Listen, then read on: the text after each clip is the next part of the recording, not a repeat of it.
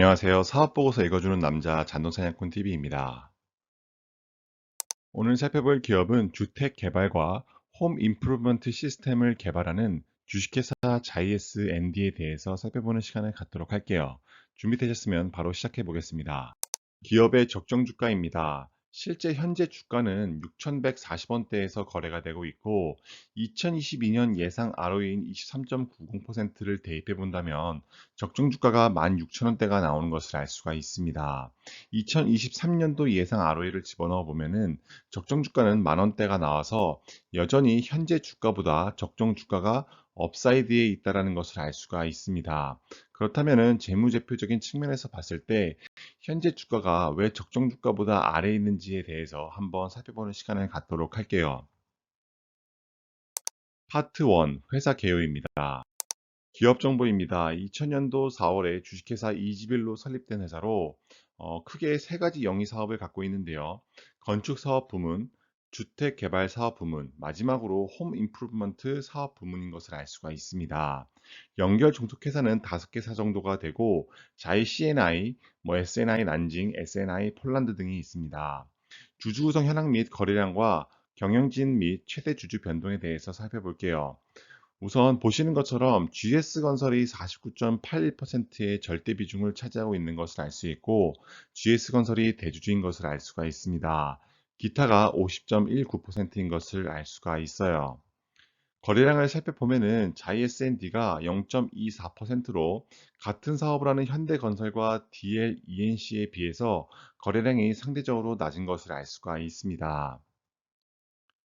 대표이사는 2017년도와 2020년도에 한 번씩 변동된 것을 알 수가 있고 최대 주주는 GS건설이 2014년부터 꾸준히 유지되고 있는 것을 알 수가 있어요. 코스피 시장에는 83년도 12월에 상장이 되었고 본사는 남산 스퀘어 빌딩에 있는 것을 알 수가 있습니다. JSND의 사업 부문별 매출액 추이를 살펴볼게요. 건축 사업, 즉 클린룸 조성, 첨단 공장, 인터넷 데이터 센터 등 LG 디스플레이와 LG 화학을 주요 고객으로 하는 건축 사업에서 전체 매출의 70%가량을 발생시키는 것을 알 수가 있어요. 아파트와 오피스텔, 주상복합 등 건축물 시 시공 분양에 관련된 주택 사업은 전체 매출의 17.91%를 차지한다는 것을 알 수가 있습니다. 홈 임프루먼트 사업은 7.20%, 부동산 운영 사업은 5%의 매출 비중을 차지하는 것을 알 수가 있어요. 그렇다면 사업 부문별 시장 여건을 이어서 살펴볼 텐데요. 전체 매출의 70%를 차지하는 건축 사업 부문은 첨단 공장, 인터넷 데이터 센터, 연구시설 시공 등이 해당되는 것을 알 수 있어요. 기술의 발전에 민감하게 반응하는 특징과 IT 및 친환경 등 기타 산업과의 연관성이 큰 분야인 것을 알 수가 있습니다. 주택개발 사업 부문은 소규모 재건축, 가로주택 정비 사업 등이 있고요. 주거시설을 공급하는 사업 분야와 토지 확보 분양시까지 주 업무를 담당하고 있고 이 당사의 경우에는 대규모 정비 사업보다는 500세대 미만의 도심 소규모 재건축을 주로 하는 것을 알 수가 있습니다. 마지막으로 홈 임프루먼트 사업에서는 스마트홈, 아파트 AS, 자이옵션 판매 등을 주 사업 부문으로 하는 것을 알 수가 있어요. 파트 2 재무제표 분석입니다.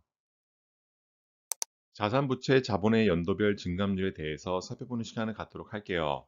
우선 좌측 상단에 있는 증감률에 대해서 각 항목별로 살펴보면은 자본금은 34.6%씩 성장할 때 자본은 86%씩 성장한 것을 알 수가 있습니다. 다시 말해서 증자를 계속해서 해왔고 자본도 그와 같이 계속해서 성장했다는 것을 알 수가 있어요. 부채는 63%씩 성장한 것을 알 수가 있고 자산도 72%씩 성장한 것을 알 수 있습니다. 2021년도 기준으로 살펴보면은 자본금은 388억 원일 때 부채는 2,360억 원, 지배주주 지분의 자본은 3,040억 원으로 부채보다 자본의 비중이 조금 더 높은 상황인 것을 알 수 있어요. 하지만 2022년도로 넘어가면서 자본금도 성장했고 실제 부채가 7,410억 원일 때 지배주주 지분의 자본은 6,080억 원으로 부채의 비중이 조금 더 높아진 것을 알 수가 있습니다. 그렇다면은 이렇게 레버리지를 사용하기 시작했을 때 항상 염두에 둬야 할 것이 이자 보상 배율인데요. 이자 보상 배율이 12.32배로 이 회사가 이자를 갚아 나가면서도 충분히 영업활동으로 남는 돈이 꽤나 된다는 것을 뜻합니다. 2017년도부터 22년도까지 손익계산서 항목별 증감률에 대해서 살펴볼게요.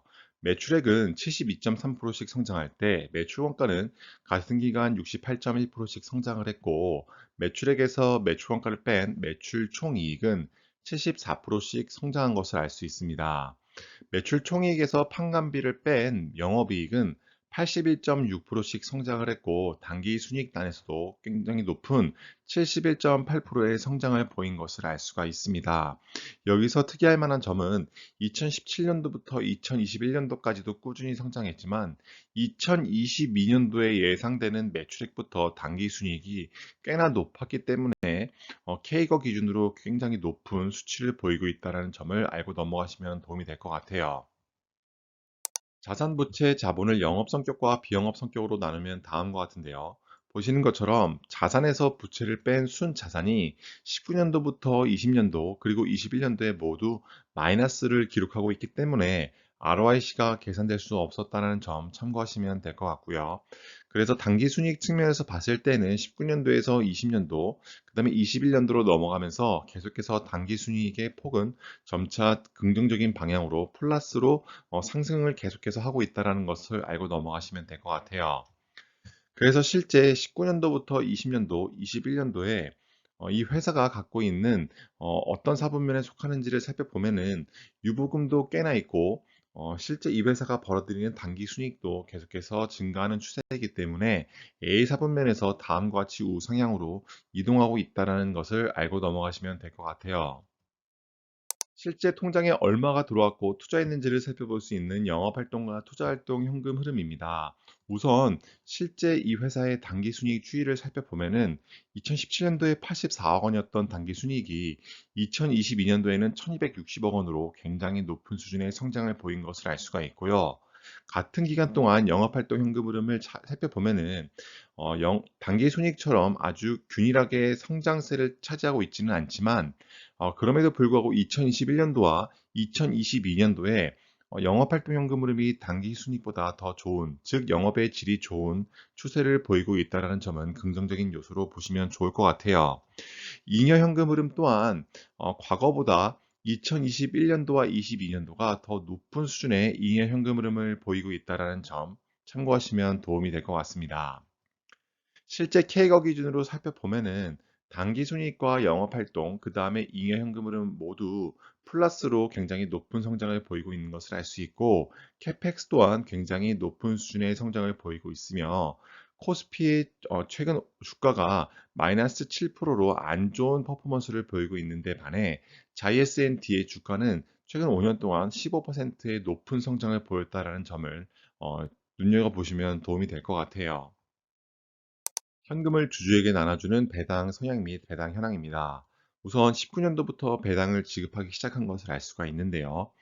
그때 당시에 배당 수익률이 1.73, 2020년도에는 1.18, 2021년도에는 2.16%로 20년도에 조금 주춤했지만 다시 2021년도에 2.16%라는 꽤나 나쁘지 않은 수준의 배당 수익률을 보이고 있는 것을 알 수가 있습니다.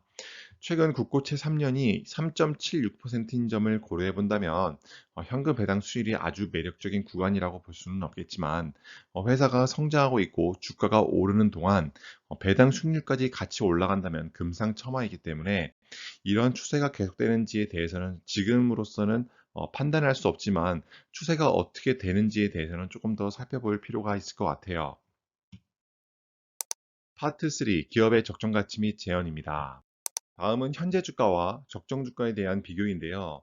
실제 지금 우리가 분석하고 있는 JSNT뿐만이 아니라 동종업계의 기업, 그리고 우리나라를 대표하는 기업들의 현재 주가와 적정 주가를 한번 비교해 보는 시간을 갖도록 할게요.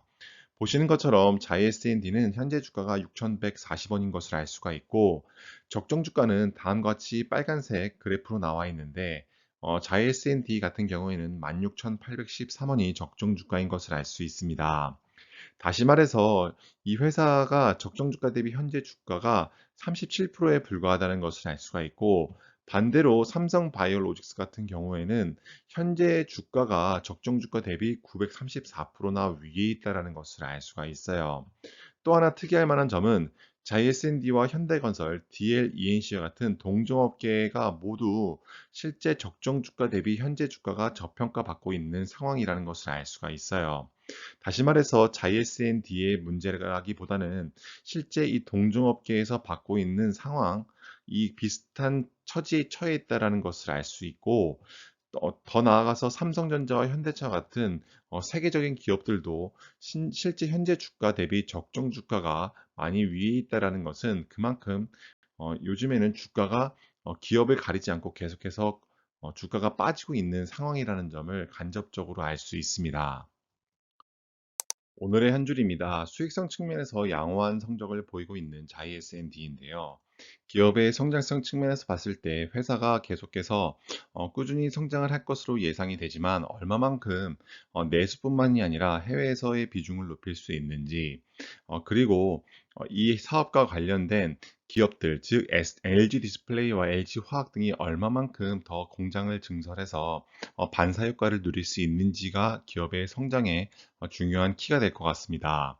기업의 저평가 여부를 봤을 때는 앞에서 살펴봤듯이 2022년도 기준으로 봤을 때는 굉장히 높은 수준의 저평가 상황에 머물러 있지만 2023년도에 넘어가면서부터 그 저평가에 대한 폭이 조금 줄어든다. 다시 말해서 기업의 예상 실적이 2023년도에는 조금 꺾일 것으로 예상이 되고 있기 때문에 저평가 여부는 별 3개 정도가 적당할 것 같고요. 배당 성장성을 보면은 최근 3년 동안 배당을 했기 때문에 배당 성장성이 좋다, 나쁘다라고 지금 단정 짓기는 조금 어려울 것 같습니다. 하지만 그 3년 동안의 추세가 계속해서 우상향을 했기 때문에 앞으로 배당을 어떻게 주는지에 따라서 배당 성장성의 향방이 갈릴 것으로 보입니다. 마지막으로 재무 건전성을 보면은 실제 이 회사가 갖고 있는 재무적인 측면에서 봤을 때 레버리지를 조금 사용하지만 이자 보상 배율과 같은 지표에서 굉장히 양호한 수준을 보이고 있기 때문에 재무 건전성 측면에서도 양호한 상태를 보인다라는 것을 알 수가 있습니다. 지금까지 자이 S&D 분석 영상 봐주셔서 감사드리고 해당 영상이 도움이 되셨다면 구독과 좋아요 그리고 댓글 부탁드릴게요. 감사합니다.